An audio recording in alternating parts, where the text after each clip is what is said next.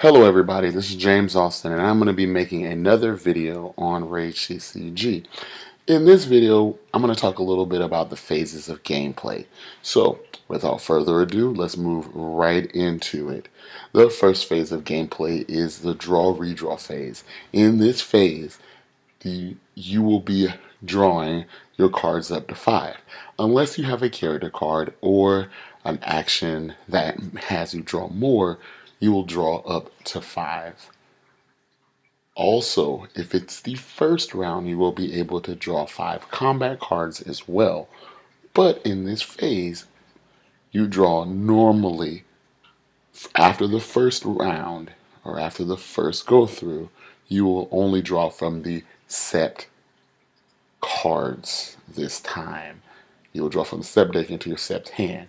Now, with that being said, if you have that action card, that character card that has you draw more, you will draw up to whatever that new number is. But generally, it's going to be 5 unless otherwise specified. And you will be able at this turn to discard and to draw cards from the Sept hand. Right after that phase, you go to the Regeneration phase.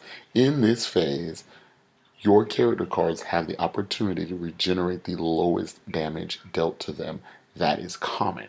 Now, if it is aggravated damage, you will not be able to regenerate that unless you have some sort of internal ability or other card that allows you to remove it, unless something says you can get rid of aggravated damage. But for the most part, you will generate all your common damage here. Now, let's say it's a monster card, like an enemy card, or it's a ally card. If it says regeneration on it, you'll be able to regenerate on those cards too. And everybody can do it. The big thing about the rounds in the game is everybody is moving cards. It's not just one player. All the players at this turn can regenerate all their creatures and start reshuffling cards all over the place. So globally, everybody can act on all the phases. The next phase after that is the resource phase. Now in the resource phase, this is where you play the bulk of your cards. So your allies, your enemies, your victims, your Karens, equipment, realms, territories, things like that, you play them all right here. And this is another pause point to bring up when you're in the resource phase, that the resource phase is where the bulk of the action happens. There are many times, there are phases you may not need to do because you can't do anything in them. So let's use the 3 phases we have available to us. If you are at the draw-redraw phase and you don't have anything that needs to be regenerated, you can declare that you would like to go to the resource phase. And if everybody agrees, yep, the resource phase is the next phase for me, we just move ourselves to the resource phase. And that is fine. So you do not have to do all the phases. If you don't have something in that phase, you can declare to move to the phase where you can take action. The next phase is the Umbra phase. In the Umbra phase, this is your window to move from the real world to the Umbra, and the Umbra back to that physical plane. You may wonder, how can I get there? Well, if you have a Karen card, you can defeat or be equal or over the number of the gauntlet, and then you can move into the Umbra. So if the gauntlet level on your Karen card is 3, then if you want to move creatures into the Umbra, they have to have a 3 or better to get into the Umbra as their Gnosis score, and that's how you move into the Umbra. Or there's cards like Sidestep and some things like that that allow you just to move your character into the Umbra. But the Umbra phase is the phase where you can move things in and out of the Umbra.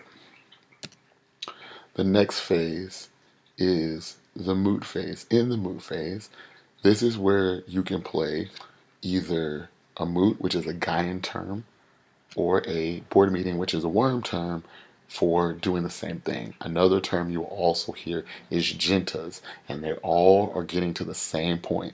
You have to vote, you have to figure out who can vote for what Moot or what board meeting, and you have to figure out what effects are going to happen.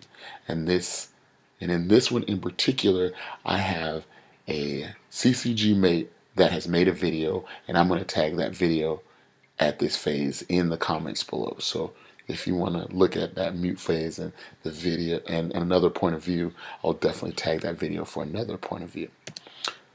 And last but not least, there's combat. Now in the combat phase, this is also your phase. Now you drew combat cards in the first time you went through, but after that, this is the phase where you draw your combat cards and you discard your combat cards. So you may discard some cards here and then draw back up to 5. So this is your phase where you'll do all the drawing and discarding of the cards. Also, this is the phase where you pick the alpha.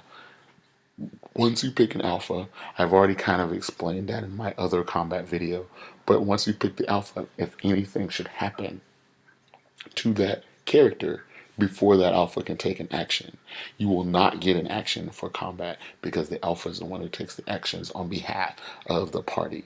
And normally the way to signify a card as your alpha is if you push it forward so it's ahead of everyone else. So these are the rounds and phases of Rage CCG.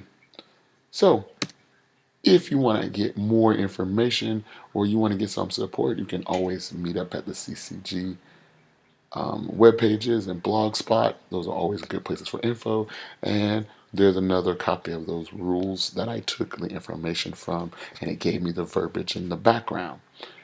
Also, if you want to get in contact with me, I am Onyx Elemental on Twitter, and you look for the Earth Elemental. If you like what you see, you can always like and subscribe. And if you have input, by all means add comments. You have a great day, and thank you for watching.